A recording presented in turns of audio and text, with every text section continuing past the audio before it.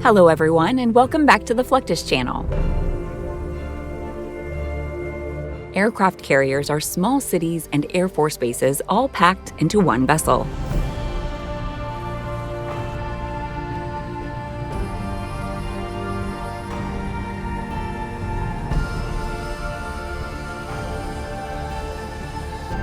These ships can protect military power globally and see to the needs of over 6,000 sailors working on their 18 or more decks.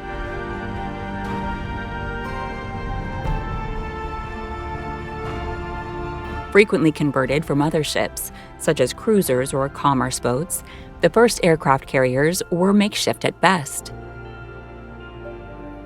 They had short flight decks for launching and recovering planes.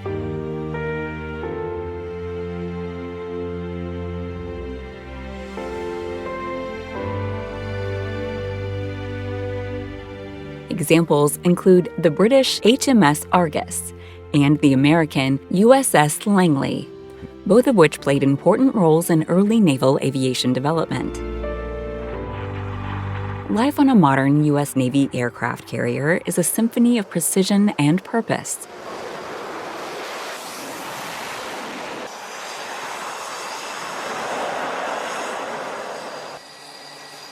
Pilots prepare their FA-18 Super Hornets for catapult launches as various ratings maintain the supercarrier below deck, and the Combat Information Center is buzzing with activity.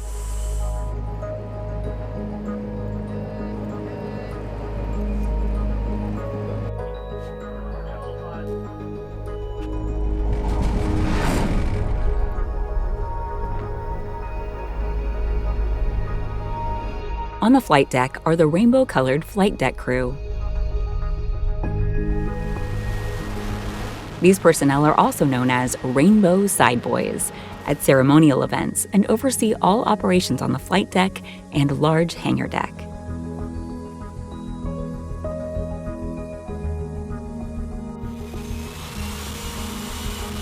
Each color represents a responsibility, such as yellow for aircraft control, purple for refueling, green for launch and recovery systems and maintenance,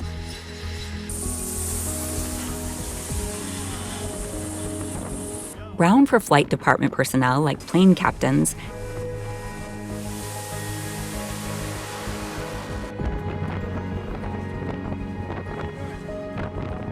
and red for ordnance specialists.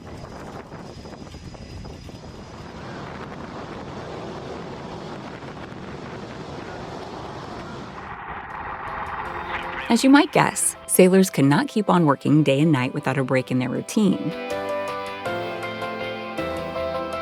For that purpose, Steel Beach Days are organized for the express purpose of allowing them to let their hair down.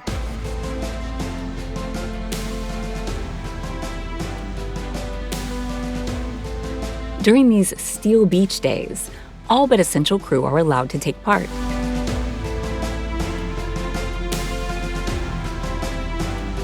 Steel Beach Days are held largely on the flight deck of the carrier and include any activity the crew can think of.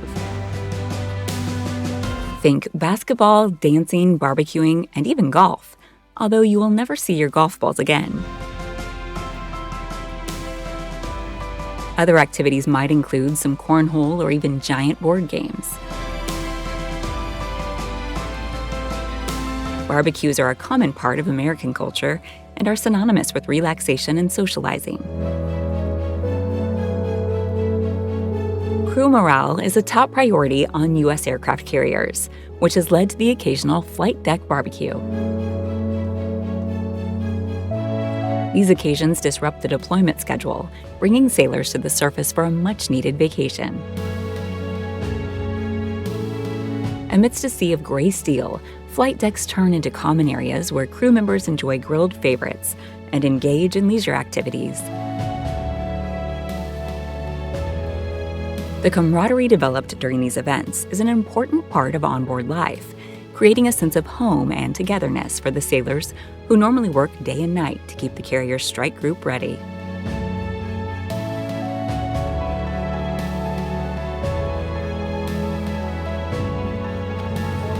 Steel beach days do not just fall out of the sky. Usually, the executive officer, or XO, will engage the Morale, Welfare, and Recreation, or MWR division, and they are the main driving force behind it. Logistics for these types of events are carried out by means of utilizing ship stores and resources, such as aircraft lifts, which make for handy means of getting all the equipment onto and later off the flight deck. Once the equipment is on deck, the sailors help to get everything set up in a jiffy, and the relaxation can begin. Generally, these days are something the sailors look forward to, and one can understand why. Once the party is over, it's back to duty, and cleaning the deck is a regular occurrence.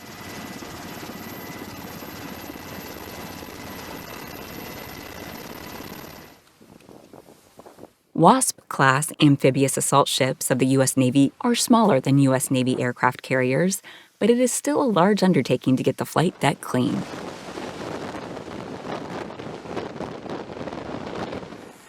Deck cleaning falls under the duties of the deck department and is usually overseen by a petty officer or chief petty officer. A combination of fire hoses and hard brooms with the right detergent makes light work of the Evolution, which is important for various reasons, including maintenance of discipline. Below decks, a myriad of departments keep the vessel going. This includes culinary specialists, who prepare and serve balanced meals, but afterward, the almost 6,000 mess trays must still be cleaned.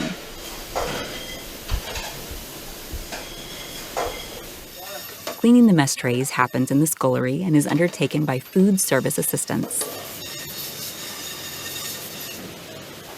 They use systems like the pre-rinse spray valve to clean mess trays easily.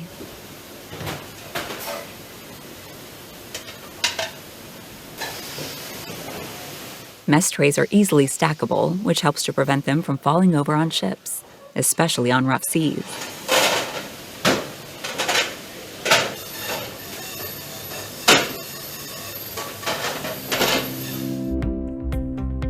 Doing laundry is another regular occurrence aboard Navy vessels. Laundry is handled by ship's servicemen or RS specialists on ships that are part of the United States Navy. They are responsible for running centralized laundry facilities capable of cleaning vital materials, such as wool blankets, coveralls, sheets, and work uniforms. This allows sailors to devote more time to their jobs and guarantees that the cleanliness standards are maintained consistently. Using the self-service laundry machines that are accessible on board some ships, sailors can do their personal laundry, just like they would with their civilian clothes. Meal preparation by the culinary specialists is an important part of the ship routine. Not only do these sailors ensure the crew enjoys a healthy diet, but they also ensure that morale is maintained at a satisfactory level. Meals are prepared in kitchens, which are known as galleys aboard ships. Space is usually limited, so culinary specialists learn to work around one another and prepare delicious courses and side dishes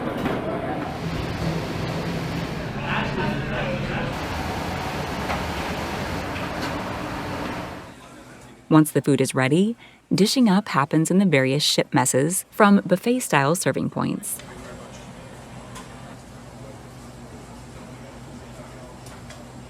Sailors also have access to various facilities, from barbershops to shops or stores. These retail stores sell anything from personal care supplies to leisure apparel and electronic devices.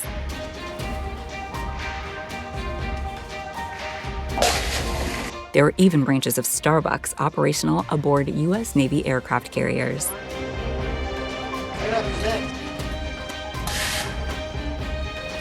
The Navy Exchange operates these facilities, keeping prices comparable to onshore stores and offering various discounts.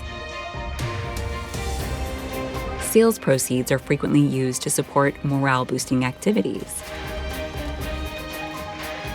During strenuous marine deployments, these consumables provide a semblance of normalcy, acting as crucial morale boosters for the crew's quality of life at sea.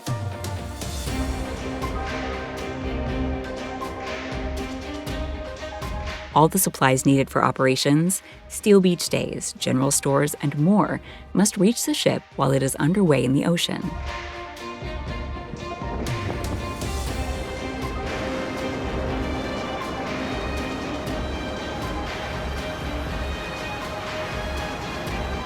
Underway replenishment, or UNREP, and vertical replenishment, or VERT-REP, are vital at-sea logistics activities for the U.S. Navy that provide long-term operational readiness without returning to port.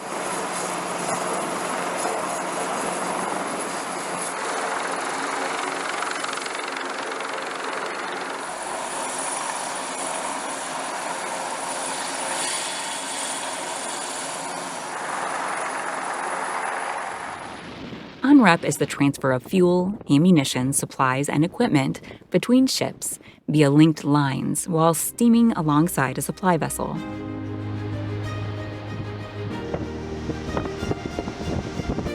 It is complex and precisely coordinated, requiring accurate navigation and communication between warships.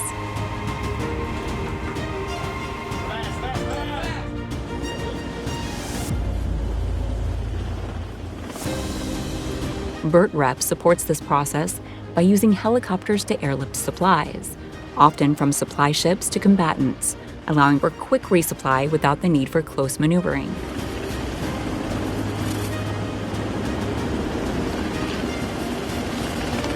These airborne transfers may contain food, components, mail, sailors, and other important items.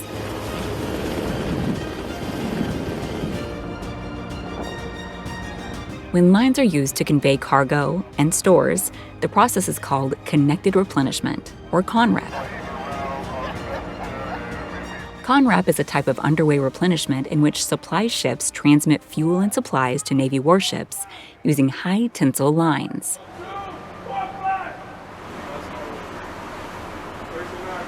CONREP enables the simultaneous transfer of many cargoes by utilizing specialized rigs, such as the standard tensioned replenishment alongside method, or stream. The precisely scheduled procedure is coordinated by skilled deck personnel and signalmen from both the delivery and receiving ships.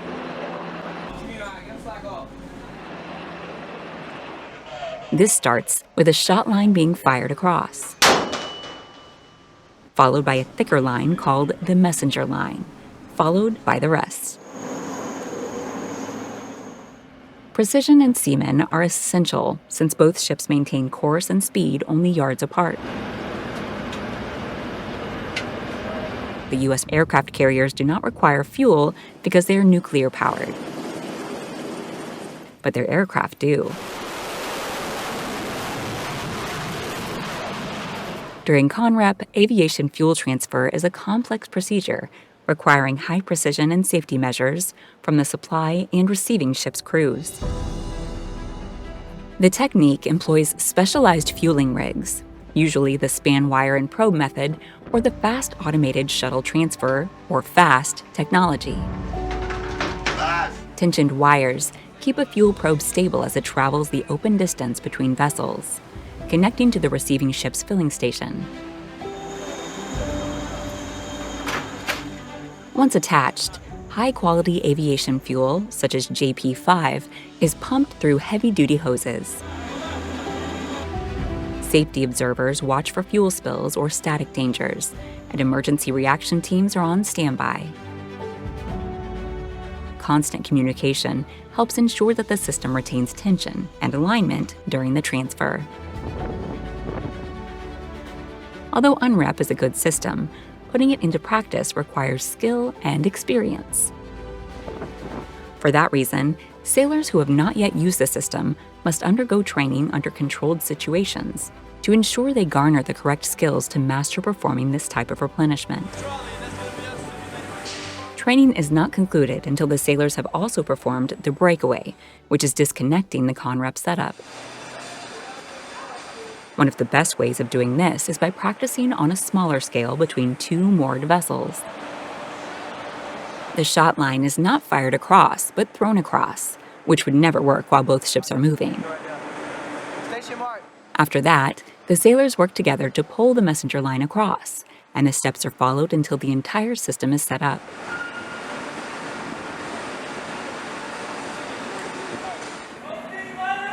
When U.S. Navy sailors are not busy with UNREP, steel beach days, operations, or routine, they are busy practicing battle drills and fire drills.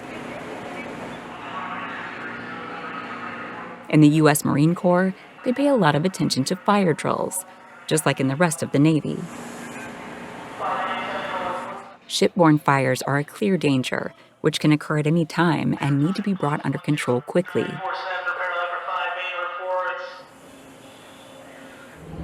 A fire in the USS Bonham Richard was devastated by a fire that lasted 4 days in July 2020. When a fire does occur, general quarters are called so that all sailors go to their battle stations. Marines or sailors at the origin point of the fire attempt to put it out, while the hose team prepares its gear and equipment.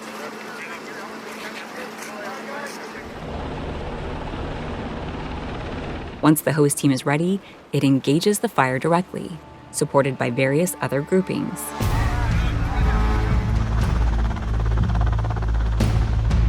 Part of the drills executed during fires is to get casualties evacuated.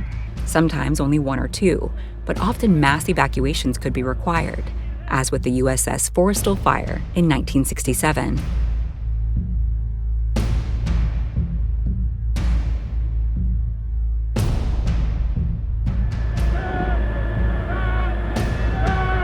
Mass casualty evacuation drills on board U.S. Navy aircraft carriers prepare medical teams for scenarios in which large numbers of personnel are injured at the same time, such as during a major event or battle injury influx.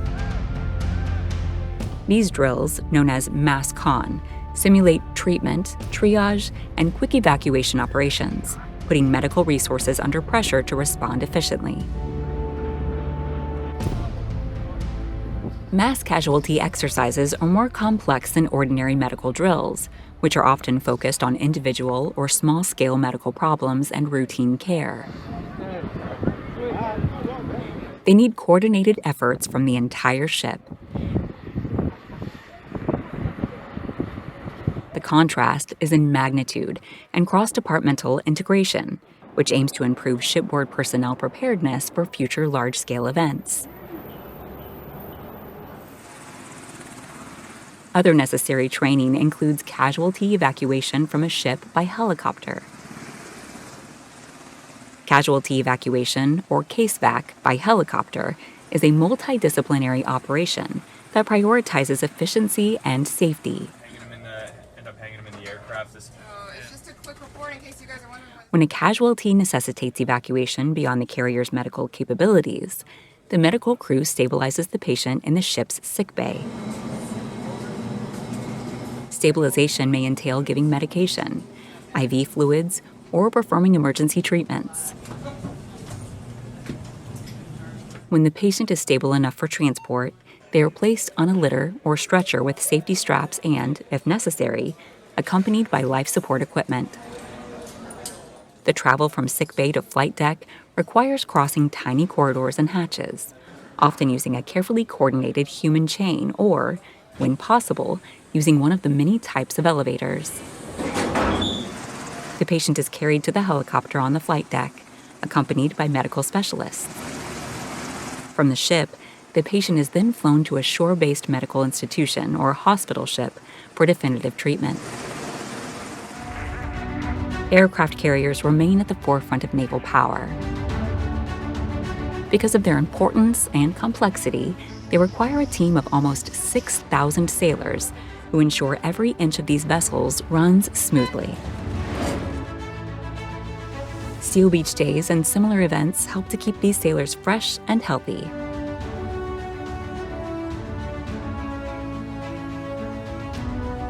Further tasks like preparing for emergencies, washing spaces and uniforms, or preparing meals are performed for the good of all. These sailors work hard and deserve their leisure time.